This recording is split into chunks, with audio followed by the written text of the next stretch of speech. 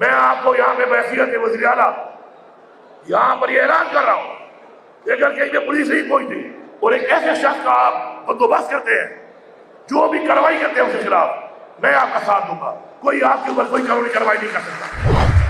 منشیات فروش کا بندوبست کرے. اگر پولیس کو بتائیں، جو پولیس کارروائی نہیں کرتی ہمیں بتائیں، ورنہ خود کارروائی کرے. منشیات فروش کو آپ نے نہیں چھوڑنا، کیونکہ منشیات فروش آپ کے بچوں کو اور آپ کی قوم کو اور آپ کی نسل کو تباہ کر رہا ہے، اور وہ آپ کے علاقے میں ہے. جب وہ آپ کے علاقے میں ہے تو آپ کا فرض ہے کہ آپ نے اس کو روکنا ہے. مجھے نہایت خوشی اور فخر ہے کہ آج میں ایک ایسے ایونٹ میں کھڑا ہوں کہ جو ہمارے ایک معاشرے میں سب سے ضروری چیز ہے کہ ان لوگوں کا احساس کرنا کہ جو لوگ اس معاشرے کی محرومیوں کی وجہ سے ایک ایسے راستے پہ لگ جاتے ہیں کہ جو راستہ اسلام میں بھی منع کیا گیا ہے اور ہمارے معاشرے میں بھی منع کیا گیا ہے.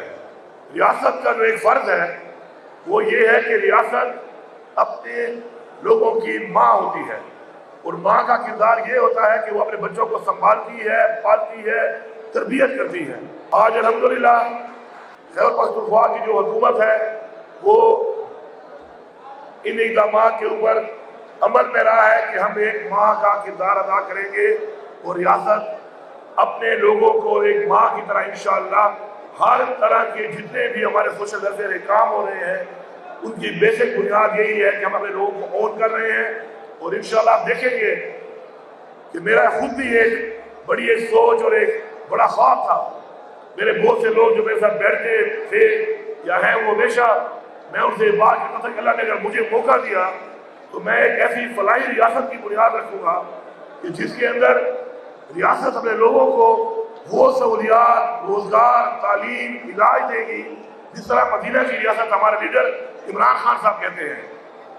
اللہ نے مجھے موقع دیا اور سب سے زیادہ ہمارا فوکس یہی ہے کہ اپنے لوگوں کو ہم اون کر کے ان کو کاروبار دیں، ان کو روزگار دیں، ان کا علاج معالجہ کریں اور اچھی زندگی گزارنے کے لیے ریاست ان کو اون کرے. اب آپ سب لوگ جو کہ اپنے اپنے گھروں کو جا رہے ہیں تو میں یہاں پہ آپ لوگوں کے لیے پہلے ایک اعلان کر رہا ہوں، پھر دو باتیں اور بھی کروں گا باقی لوگوں کے لیے. جیسے ہی آپ گھر ابھی پہنچیں گے ان کی فیملیز کو یہ محسوس ہو کہ یہ پختونخوا حکومت کا ایک تحفہ دوبارہ آپ کے پاس آ گیا ہے اور خالی ہاتھ نہیں آیا، اب وہ آپ کے ساتھ وہی زندگی گزارے گا انشاءاللہ جو زندگی ان کو گزارنی چاہیے تھی. یہ جو ڈرگ فری پشاور کا جو ہمارا یہ منصوبہ ہے، اصل میں یہ ڈرگ فری پشاور اس کا نام ہے. میں یہ سمجھتا ہوں کہ یہ ڈرگ فری پختونخوا نہیں، ڈرگ فری پاکستان بلکہ ڈرگ فری ورلڈ ہے. کیونکہ ابھی تک جو 3800 لوگوں کا علاج ہوا ہے اس سے پشاور کے تقریباً ہیں 1400 سے 1500 لوگ، صوبے کے تقریباً ہیں اس کے علاوہ 1800 1900 لوگ. اس کے اندر ہمارے پورے پاکستان کے تمام صوبوں کے مزید تقریباً 200 سے زیادہ لوگ ہیں، اور اس میں 58 ہمارے پڑوسی ملک افغانستان کے بھی باشندے ہیں، جس سے ثابت ہوتا ہے کہ ہمارے صوبے میں جو بھی ہوگا وہ ہماری ذمہ داری ہوگا. اور میں آج کے اس پروگرام کے توسط سے لوگوں کو بتانا چاہتا ہوں، پورے صوبے کی عوام کو، کہ آپ کے ڈپٹی کمشنر کو احکامات جاری کیے جا چکے ہیں بہت پہلے سے اس پروگرام کے اندر، اور ہمارے جو کمشنر جو میرے بڑے بھائی بھی ہیں ریاض مسعود صاحب، انہوں نے جب شروع میں میری حکومت بنی تو چونکہ میں وزیر اعلیٰ بنا تو مجھے ملنے آئے تو میں نے کہا پشاور سے نہیں جائیں گے، کیونکہ اور کچھ کرے نہ کرے آپ سے یہ کام میں نے کروانا ضرور ہے.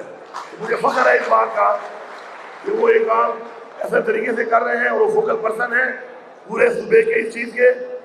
آپ کے علاقے میں اگر آپ اپنے بچوں کو ڈسون کرنے کے بجائے اپنے ڈپٹی کمشنر کے پاس لے جائیں تو انشاءاللہ ہم ان کو اس لیے پشاور میں اسپتال اچھے ہیں اور ہم یہ علاج پرائیویٹلی کیوں کر رہے ہیں، کیونکہ سرکار کے پاس وہ کیپیسٹی نہیں ہے ان ریہیب کے اندر کہ وہ بہترین علاج کر سکیں، بہترین سہولیات دے سکیں.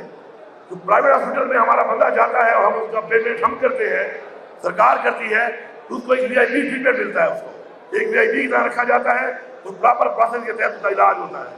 اور اب ہم انشاءاللہ اس چیز کو ہیلتھ کارڈ پہ لے کے جا رہے ہیں کہ ہیلتھ کارڈ کے اندر ہم اس کو ڈال دیں گے تاکہ کوئی بھی اگر شخص اپنا علاج کرانا چاہتا ہے تو ہیلتھ کارڈ کے ذریعے وہ انہی اسپتالوں میں رجسٹر کر کے ان کو وہاں پہ جا کے اپنا علاج کرائے گا۔ مگر آپ لوگوں نے اگر اپنے علاقے میں کہیں پر بھی آپ ہیں تو اپنے ان لوگوں کا بتائیں جو کہ گھروں سے باہر ہو چکے ہیں، اور جو گھر میں ہیں تو بجائے ان کو ڈسون کرنے کے صرف ہمارے حوالے کر دیں، ہم ان کو انشاءاللہ اور کرنے کو تیار ہیں۔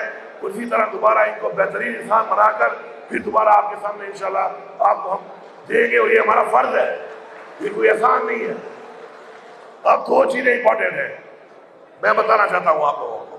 ایک چیز یہ ہے کہ نشہ جو ہے وہ ایک اسکیپ ہے، فرار ہے، اور ایک انسان کے اندر اعتماد ختم کر دیتا ہے، کانفیڈنس آپ ختم ہو جاتا ہے اس کے بعد۔ تو جو چیز آپ کے اعتماد کو ختم کرے، جو چیز آپ کو فراری کی طرف لے جائے، تنہائی کی طرف لے جائے، اور ہر وہ کام جو آپ اپنا وہ کام جو آپ مان نہیں سکتے لوگوں کے سامنے اس کا اقرار نہیں کر سکتے، تو وہ کام غلط ہے۔ غلط اور صحیح کی ایک ہی تشریح ہے، اور وہ یہ ہے کہ میں جو کام کروں اگر اس کو میں مان سکتا ہوں، لوگوں کے سامنے اس کا اعتراف کر سکتا ہوں، تو مطلب وہ غلط نہیں ہے، اور اگر میں اعتراف نہیں کر سکتا تو وہ غلط ہے۔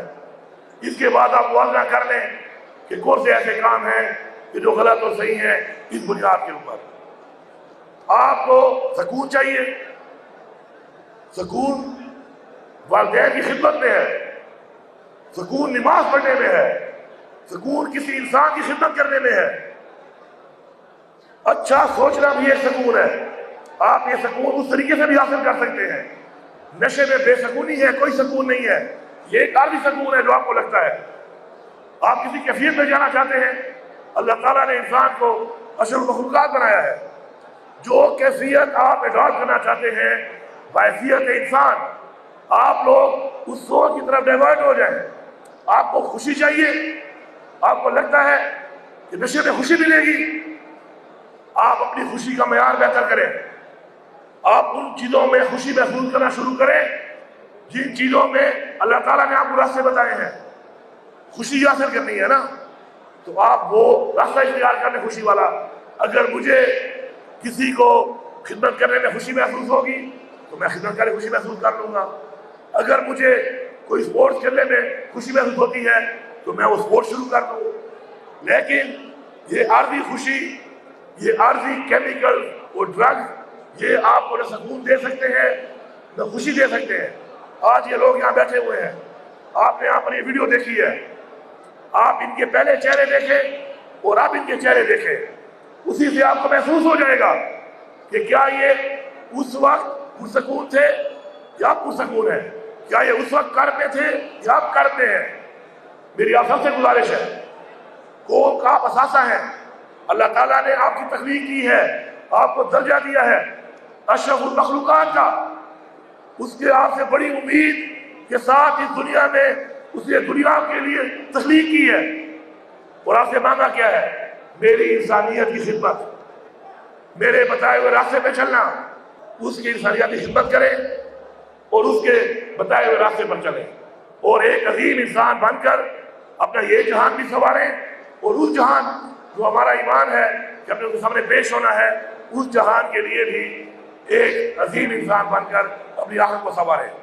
اپنے ارد گرد کے ماحول میں جب آپ دیکھتے ہیں کہ کوئی شخص منشیات فروش ہے، مہربانی کریں، مقابلہ کریں۔ کسی کی کیا ضرورت ہے کہ میرے محلے میں یا میرے گاؤں میں ایک شخص میری قوم کو تباہ کر رہا ہے اور میں یہ امید کرتا ہوں کہ پولیس پکڑے گی؟ کیا یہ میرا اخلاقی فرض نہیں ہے کہ میں اپنی قوم کو، اپنے بچوں کو بچاؤں اس سے؟